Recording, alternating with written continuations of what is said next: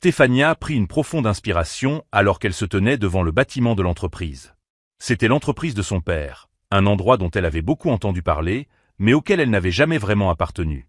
Elle venait de rentrer après avoir terminé son master à l'étranger et, au lieu de prendre un poste élevé comme beaucoup s'y attendaient, elle commençait tout en bas de l'échelle, en tant que femme de ménage. C'était l'idée de son père. Il voulait qu'elle découvre la réalité par elle-même, qu'elle comprenne comment l'entreprise fonctionnait vraiment, non pas à travers des réunions ou des rapports, mais en étant parmi les employés. De manière invisible et discrète. Surtout, il voulait qu'elle vive l'expérience de voir comment les gens traitent quelqu'un qu'ils pensent sans pouvoir ni influence. Stéphania n'a pas protesté. Elle était curieuse. Comment les employés se comportaient-ils lorsqu'ils pensaient que personne d'important ne les observait? Étaient-ils gentils et respectueux envers tout le monde ou changeaient-ils d'attitude en fonction du statut d'une personne? Elle voulait le savoir. Habillée de vêtements simples, Stéphania entra dans le bâtiment, ressentant un mélange de nervosité et d'excitation. Madame Clémence, une employée senior, l'accueillit avec un sourire poli. « Vous devez être Stéphania », dit-elle chaleureusement. « Monsieur Palambert m'a parlé de vous. Bienvenue. » Stéphania sourit. « Merci, madame. » Madame Clémence la conduisit dans le couloir jusqu'au bureau principal où les autres employés étaient déjà occupés avec leurs tâches matinales. « Tout le monde, voici Stéphania, notre nouvelle femme de ménage, » annonça madame Clémence. Elle sera responsable de garder cet endroit propre. Certains employés levèrent à peine les yeux. D'autres adressèrent de légers hochements de tête, sans intérêt. Mais un homme, Jacques, s'adossa à sa chaise avec un sourire narquois. « Femme de ménage, hein, marmonna-t-il. » Stéphania fit semblant de ne pas remarquer. C'était précisément pour cela qu'elle était là, pour voir qui les gens étaient vraiment lorsqu'ils pensaient qu'elle n'était rien. Le lendemain matin, Stéphania se tenait devant le miroir, ajustant son uniforme bleu et blanc de femme de ménage. Cela lui semblait étrange. Elle avait grandi dans le luxe, ne portant que les vêtements les plus raffinés. Mais cet uniforme représentait bien plus qu'un simple emploi. C'était son billet pour le vrai monde, une chance de voir la vie sous un angle différent. Sa mère lui avait toujours rappelé que la richesse était un privilège, pas un droit. Sa mère, qui n'avait jamais oublié ses origines modestes, avait veillé à ce que Stéphania n'oublie pas non plus. Dès son plus jeune âge, elle lui avait appris à cuisiner, à faire le ménage et à accomplir des tâches simples. Le respect se mérite par la façon dont tu traites les autres, pas par l'argent que tu possèdes, disait-elle toujours. Avec ces mots en tête, Stéphania attacha ses cheveux, prit ses fournitures de nettoyage et entra dans le bureau. Dès qu'elle franchit la porte, elle sentit un changement d'atmosphère. Certains employés la remarquèrent à peine, d'autres la regardèrent avec une curiosité modérée. Mais une personne, en particulier, fit bien comprendre qu'il n'était pas impressionné, Jacques. Jacques, un employé senior connu pour son arrogance et sa voix forte, la regarda de haut en bas avec un sourire moqueur. « Ah, la nouvelle femme de ménage », dit-il d'un ton sarcastique. « Parfait timing. J'ai renversé du café sur mon bureau. Nettoie ça. » Stéphania regarda le bureau. Le café avait clairement été renversé volontairement. La tasse était couchée sur le côté, le liquide dégoulinant sur le sol. Elle jeta un coup d'œil à Jacques, qui croisa les bras, la regardant comme si elle était un divertissement. Elle sentit son cœur se serrer de colère, mais elle se rappela pourquoi elle était là.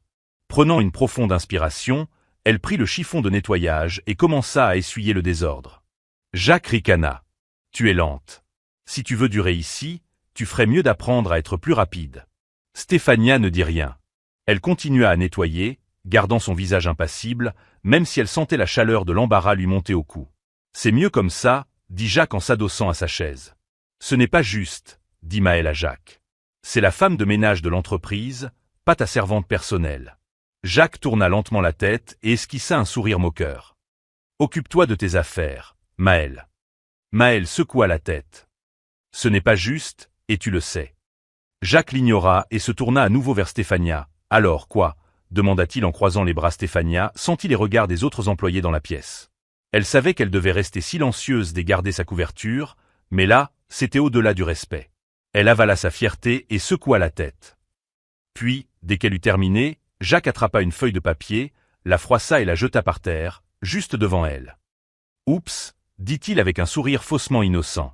« J'ai raté la poubelle. » Stéphania serra les poings, mais ravala sa fierté et ramassa le papier. Jacques éclata de rire. « Bien, tu apprends. » Alors que Stéphania se redressait, elle croisa le regard. Maëlle, un employé qui avait observé la scène en silence. Contrairement à Jacques, il avait l'air mal à l'aise. Leurs yeux se rencontrèrent un bref instant, et Stéphania perçut une excuse silencieuse dans son regard. Elle esquissa un léger sourire, puis s'éloigna. Elle venait juste de commencer, mais elle savait déjà que ce serait bien plus difficile qu'elle ne l'avait imaginé. Stéphania avait enduré beaucoup de choses en seulement quelques jours, humiliations, insultes et traitements injustes.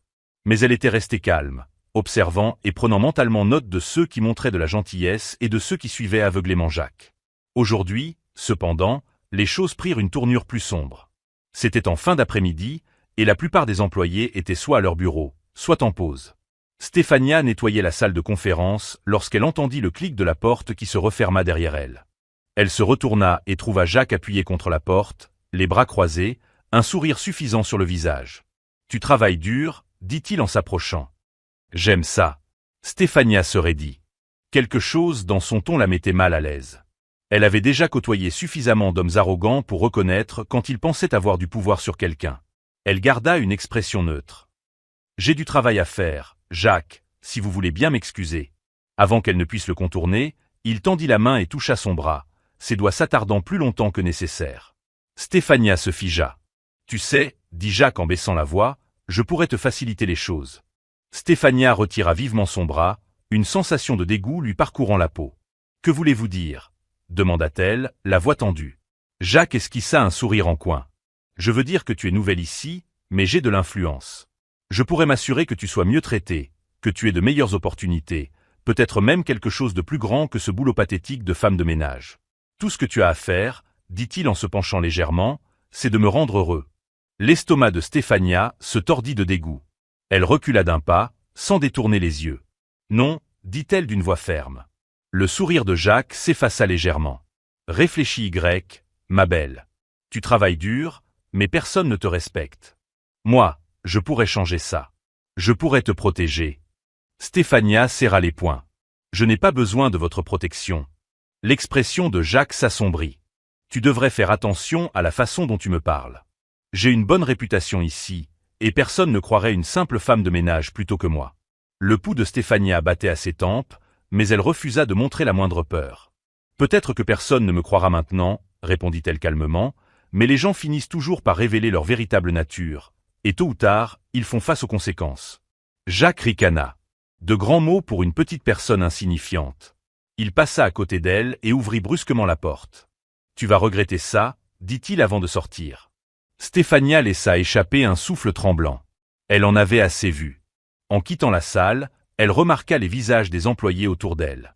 Certains la regardaient avec sympathie, d'autres évitaient son regard, prétendant n'avoir rien vu. Mais quelques-uns, comme Maël, observaient Jacques avec des yeux plissés, clairement dégoûtés.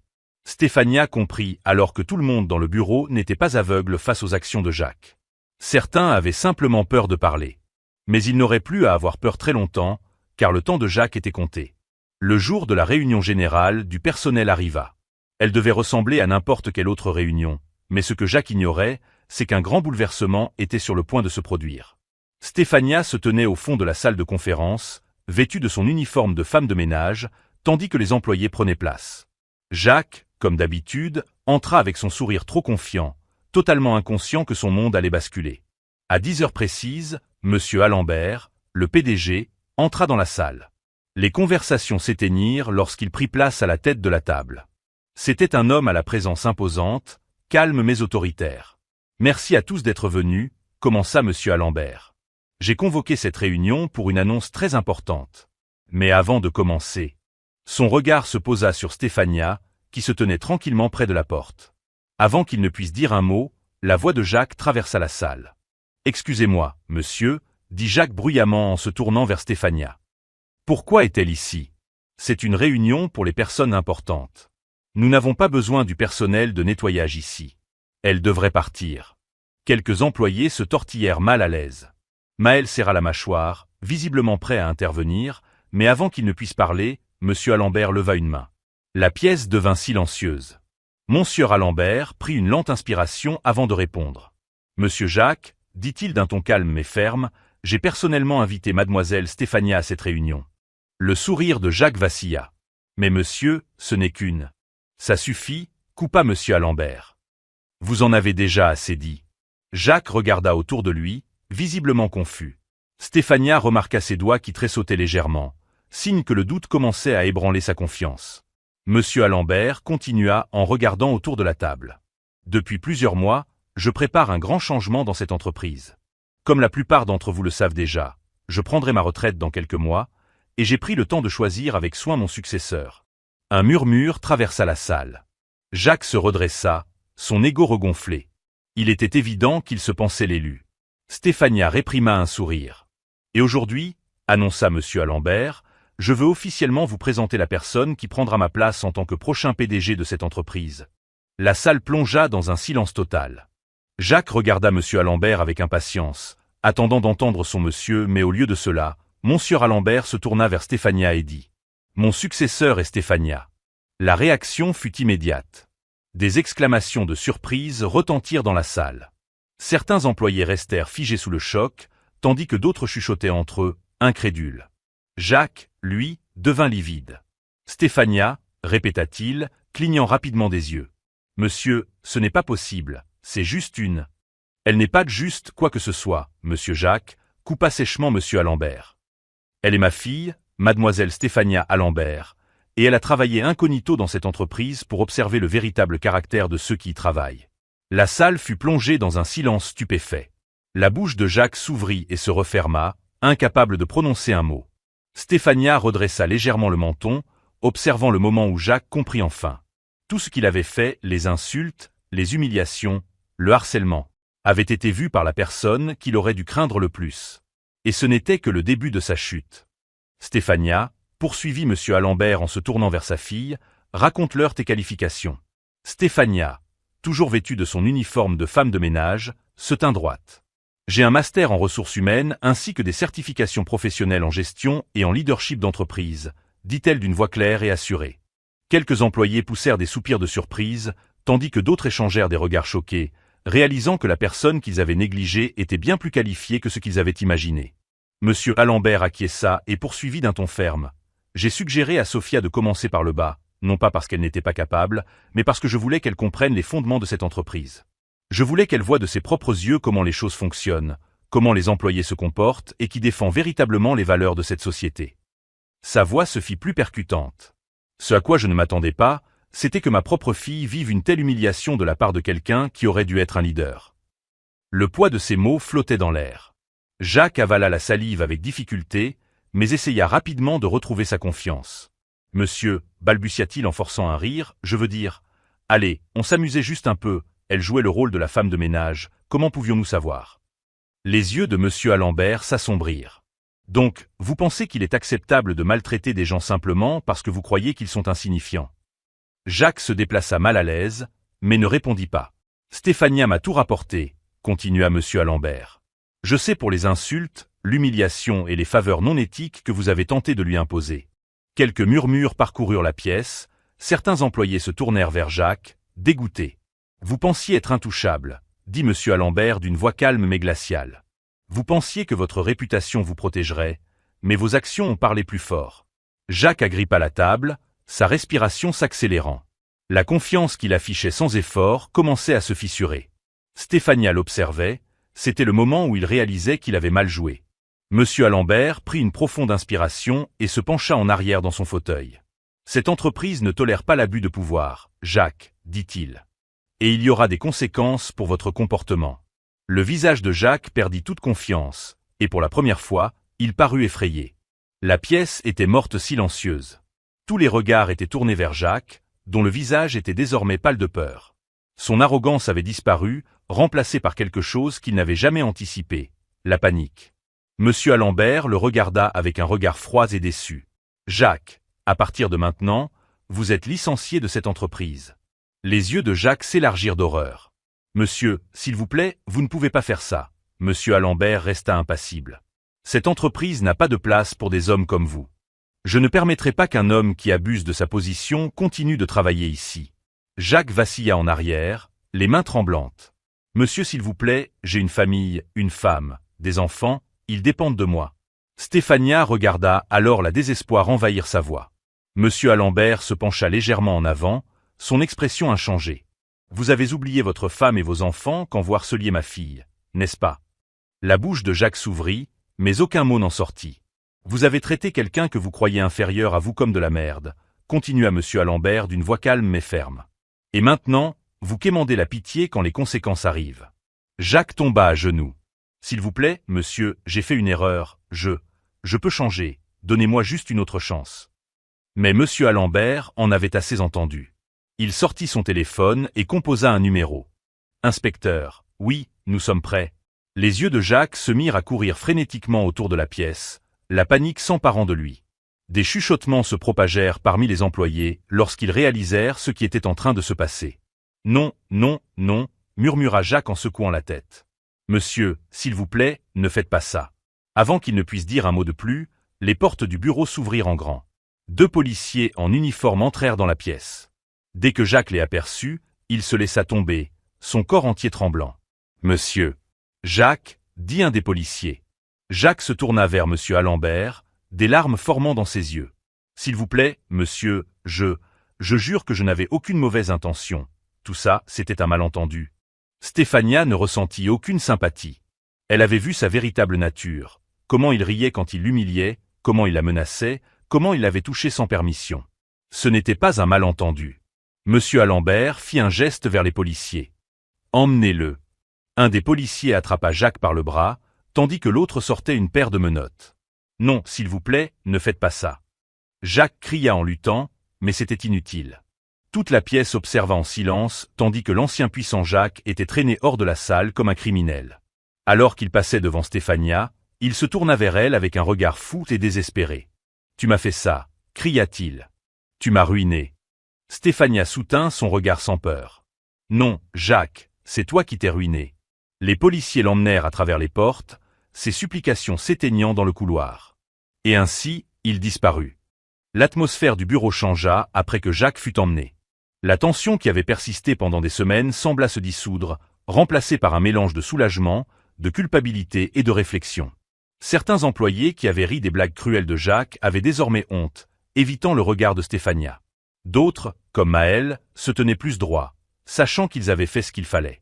Monsieur Alembert laissa le silence s'installer avant de tousser. « Aujourd'hui, dit-il, d'une voix forte mais calme, vous avez tous été témoins d'une leçon importante. » Les employés tournèrent toute leur attention vers lui. « Cette entreprise ne m'appartient pas seule, continua-t-il. Elle vous appartient à tous, à vous, les personnes qui travaillez dur chaque jour pour la rendre prospère. Mais le succès, ce n'est pas seulement une question de chiffres ou de bénéfices. Il s'agit de caractère. Il s'agit de la façon dont nous nous traitons les uns les autres, pas seulement nos supérieurs, mais aussi ceux que nous croyons n'avoir rien à nous offrir. » Il laissa ces mots s'imprégner. « Il y en a parmi vous qui ont choisi la gentillesse et l'intégrité, malgré la pression de suivre un tyran. » Il jeta un regard vers Maël et quelques autres. « Et pour cela, vous serez récompensés. » Des murmures parcoururent la salle tandis que monsieur Alembert se tourna vers son assistante, madame Clémence, qui lui tendit un dossier. « À partir de maintenant, ceux qui ont démontré de l'honnêteté et de la gentillesse dans ce lieu de travail recevront des promotions et des primes. Des gens comme Maël, madame Clémence et d'autres qui se sont opposés au mauvais traitement auront des responsabilités plus élevées et de meilleures récompenses. » Certains employés firent des exclamations. Les yeux de Maël s'élargirent sous le choc. « Monsieur vraiment. » Monsieur Alembert acquiesça. « Vous avez choisi de faire ce qui était juste, même quand c'était difficile.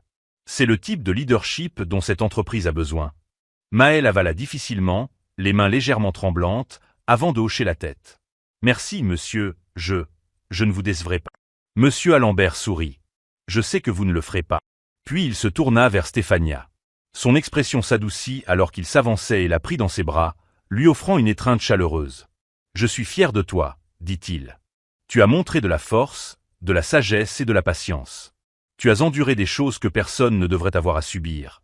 Et pourtant, tu n'as jamais perdu ta dignité. » Stéphania ferma les yeux un instant, profitant de la chaleur de l'étreinte de son père. Ce n'était pas seulement une question de business, c'était une question de confiance. Elle avait mérité sa place, non pas parce qu'elle était la fille du PDG, mais parce qu'elle s'était prouvée. Lorsqu'ils se séparèrent, monsieur Alembert se tourna de nouveau vers les employés. Stéphania prendra la direction en tant que PDG et je m'attends à ce que chacun d'entre vous la traite avec le même respect que vous accorderiez à n'importe quelle personne occupant un poste de direction. Elle a travaillé dur, elle a appris et elle est plus que capable. Stéphania avança, prit une profonde inspiration.